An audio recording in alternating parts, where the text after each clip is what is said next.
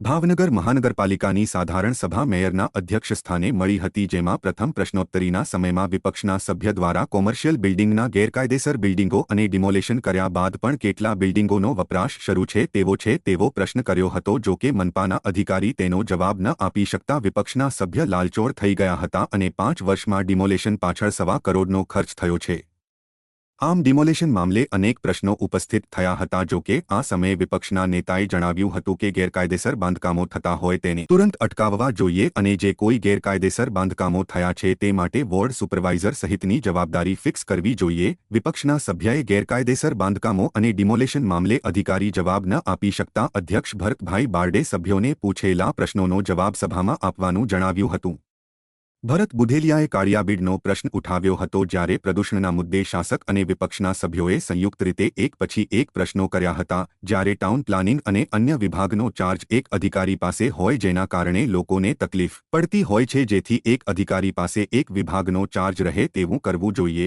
આમ 1 કલાકના પ્રશ્નોત્તરીમાં ગેરકાયદેસર બાંધકામો અને ડિમોલેશનનો મુદ્દો છવાયેલો રહ્યો હતો। દરખાસ્ત પર ચર્ચા કરવામાં આવતા વન ટાઈમ સેટલમેન્ટ સ્કીમમાં વધુ સમયની જરૂરિયાત ઊભી થાય તો બોર્ડે સ્ટેન્ડિંગ કમિટી ને પાવર આપ્યો હતો, ત્યારે જયદીપસિંહ ગોહિલે આ મુદ્દે પણ લંબાણપૂર્વક ચર્ચા કરી હતી। જો કે આજની સભામાં તમામ દરખાસ્તો મંજૂર કરવામાં આવી હતી। અહીંયા અત્યારે અંડર પ્રોસેસ છે પીએમ ઈ બસ। આ 2 તબક્કામાં આપને 100 જેટલા બसेस મળવાની છે। એના માટે બસ ડિપોની કામગીરી ચાલુ છે। જે આ બसेस આપને કેન્દ્ર સરકારમાંથી રાજ્ય સરકાર મારફત મળવાની છે। કેન્દ્ર અને રાજ્ય સરકારની સંયુક્ત યોજના છે। આ આપને સંભાવિત છે, અત્યારે સંભાવિત છે, એક્ઝેક્ટ ડેટ નથી આપતા, પણ આવતા 2025 જુલાઈમાં આવવાની શક્યતા છે।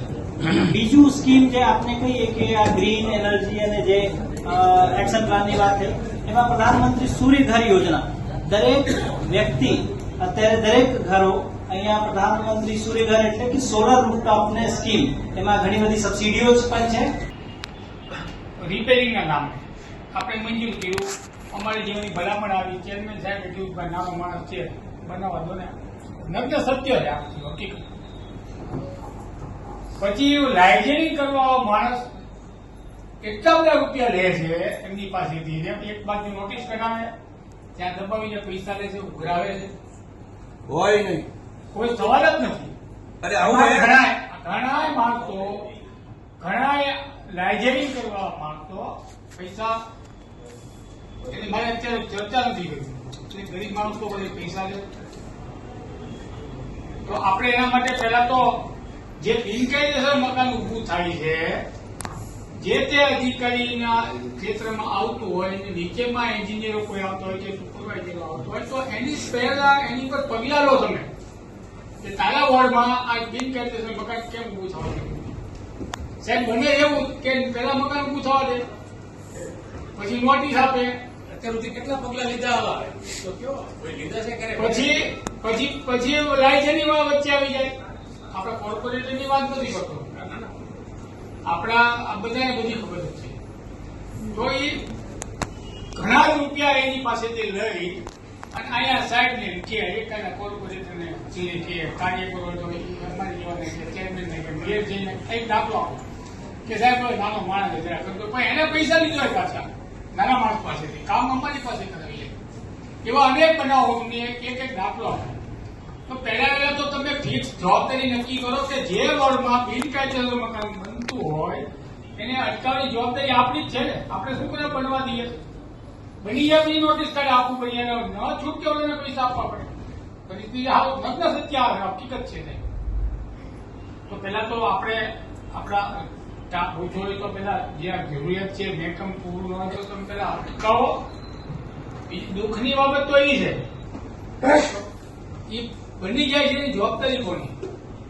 ઇલીગલી માનો કે સિટીની આપણે વાત કરીએ, પછી અમારી પરિસ્થિતિ નગ્ન સત્ય, અમારી બધાની પરિસ્થિતિ બધાને ખ્યાલ છે, હું મને સિટીમાં પણ બાંધકામ હોતું નથી। કારણ કે 25 વર્ષ મકાન હોય તો પાડીને નવું બનાવે તો એને બાંધકામ પૂરું મળતું નથી, બધાને ખબર છે સિટીમાંથી કોર્પોરેટરને।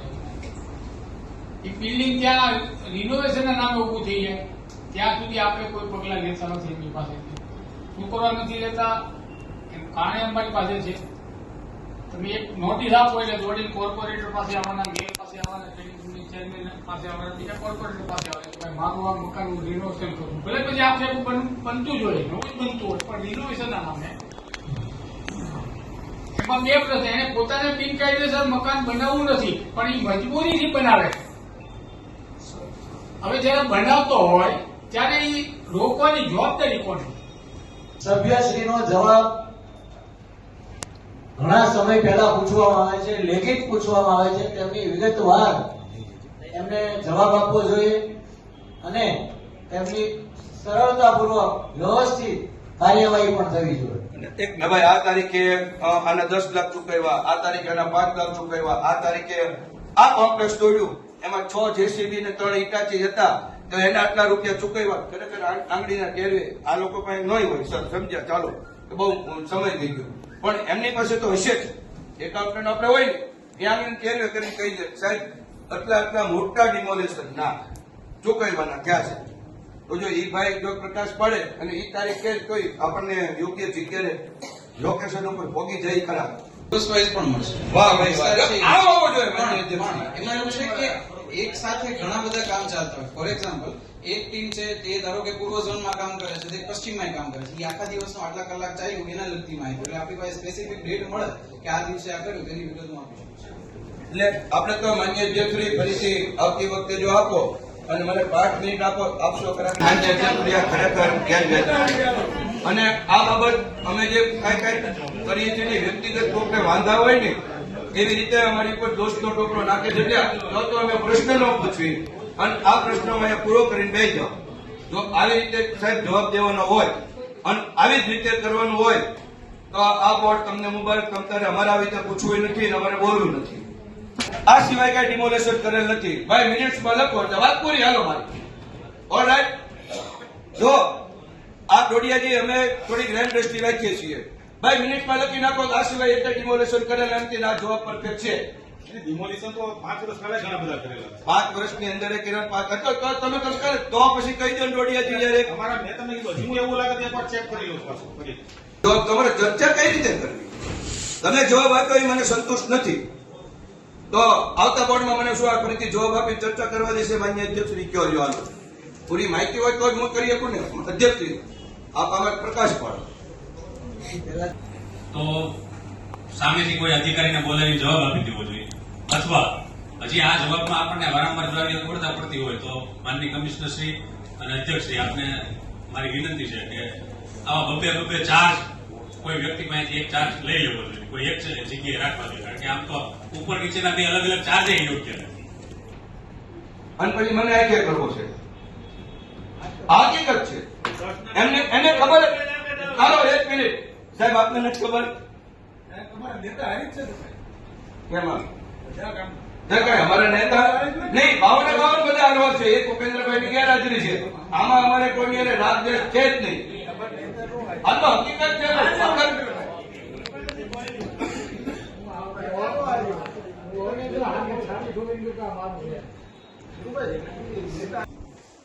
સાચી વાત છે.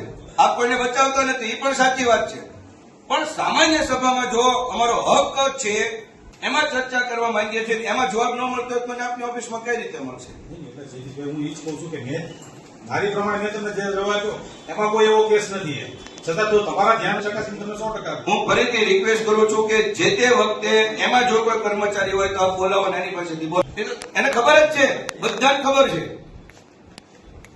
માન્ય અધ્યક્ષશ્રી છે આમાં પ્રકાશ ખરેખર તમે 100% નવા જ છો એટલે તમને ઘણી બધી નથી ખબર. પણ એમાંથી જૂના એસ્ટેટ અધિકારી હોય કે ડીપીમાં ટીડીમાં હોય એ 90% બધાને ખબર છે. અને હવે 3-4 તો મારી પાસે પ્રૂફ સાથે છે. એ ભાઈ ચર્ચા કરીએ. કોઈ મારે વ્યક્તિગત કોઈ પણ નો વાંધો નથી. કોઈ કાલ સવારે કોઈ એમ કે ભાઈ તમે મારી વિરુદ્ધ કર્યું, મારે કોઈ વ્યક્તિગત વાંધો જ નથી. પણ આ પ્રક્રિયાને મારે વાંધો છે. એકને ગોળ ને એકને ગોળ. અત્યાર સુધીની અંદર તમે 261 અને 262 કેટલી આપી છે મને કયો હાલો? છેલ્લા 5 વર્ષમાં હા એ રહી ગઈ છે 262 જેના હુકમ થઈ ગયા હોય કમિશનર સાહેબની આજ્ઞા અનુસાર આ મકાન છે એ ગેરકાયદેસર છે અને એને પાડી દેવાનો હુકમ કરે છે. એવી નોટિસો કેટલી છે આપણી પાસે? આ તો એમાં તમને ગણી નથી રજીસ્ટરમાં જોવું જયારે પ્રશ્ન જ પૂછતા હોય ત્યારે જવાબ ન મળે તો પછી અમારો કોઈ અર્થ નથી. ના તો એવું થઈ ગયું છે માનનીય અધ્યક્ષશ્રી કે ચૂંટાયેલા કોર્પોરેટરની કોઈ વેલ્યુ નથી. અમને જવાબ સરકાર નહીં આપવા માટે આ ષડયંત્ર થતું હોય એવું અમને લાગે છે. એવું ષડયંત્ર તો પછી અધિકારીએ સાહેબ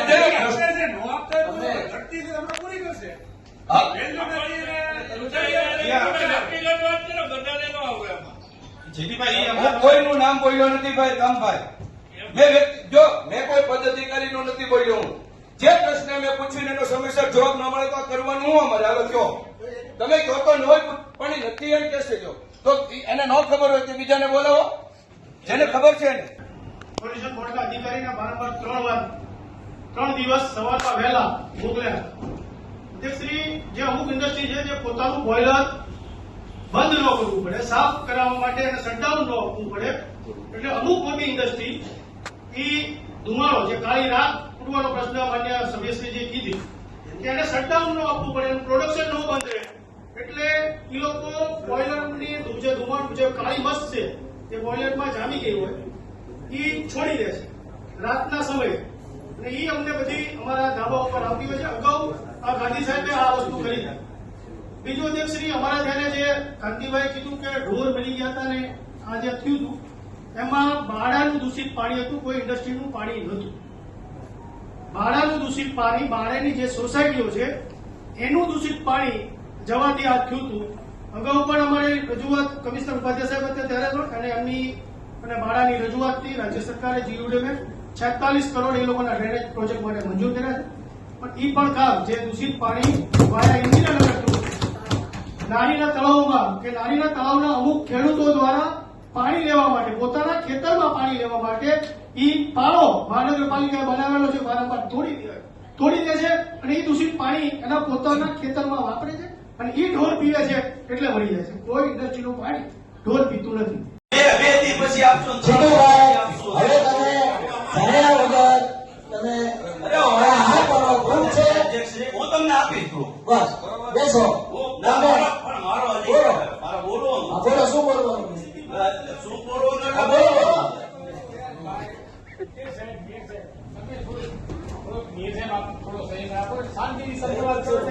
શાંતિની વાત કરીને બોર્ડની મારી ક્યાં શરૂઆત જ છે ખરાબમાં? મારી વાત ખરાબ જ નથી.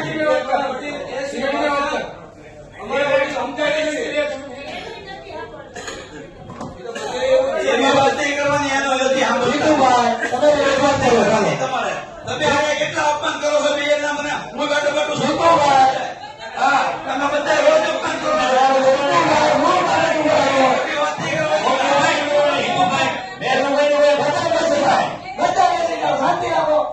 જીતુભાઈ, આપની રજૂઆત કરવાનો. આપણે જવાબ એને જવાબ નહીં આપવાનો. તમે સત્ય બાદ પાડી દો ને. આપણે એને જવાબ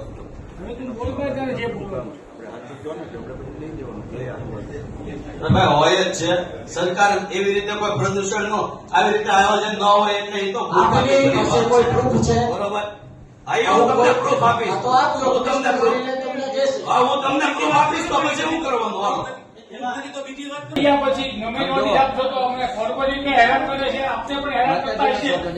તો પેલા તો એ જે અધિકારી નીચે આવતા હોય ને એ નીચેનો સ્ટાફ જે કાર્યક્ષેત્રમાં આવતો હોય એને એની પર કડકમાં કડક પગલા લેવા જોઈએ. હું તો કહું છું મારું સૂચન સરકારે કરી દીધું. સરકારના રાજ્ય સરકાર તમે રાજ્ય સરકાર આપણે મહાનગરપાલિકા એ જ કહું તમને એને રિલેક્સેશન મોટું આપ્યું. લોકો માટે બિલ્ડર તો ઘણા સમયથી હેરાન પબ્લિક થતી હતી. મારી એ જ વાત છે. તો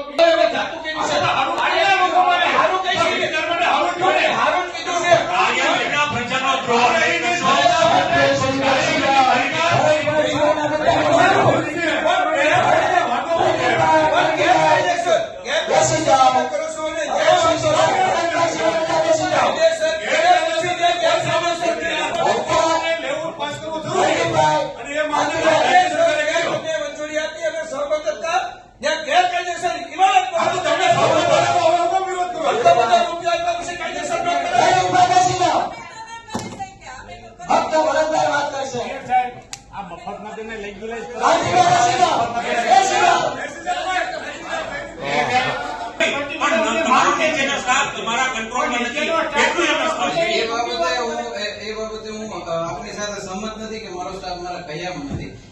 કિસ્સો મારી પાસે આવ્યો હોય કે આ કોઈનું કરી રહ્યા છે અથવા તો એની વાત થઈ હતી, તો અત્યારે અત્યારે વર્તમાનમાં જે ગેરકાયદેસર બાંધકામ અત્યારે શરૂ હોય એને તાત્કાલિક એની કાર્યવાહી નોટિસ ને એને મળી જવું જોઈએ અને એ રોકવાની કામગીરી કરવી જોઈએ.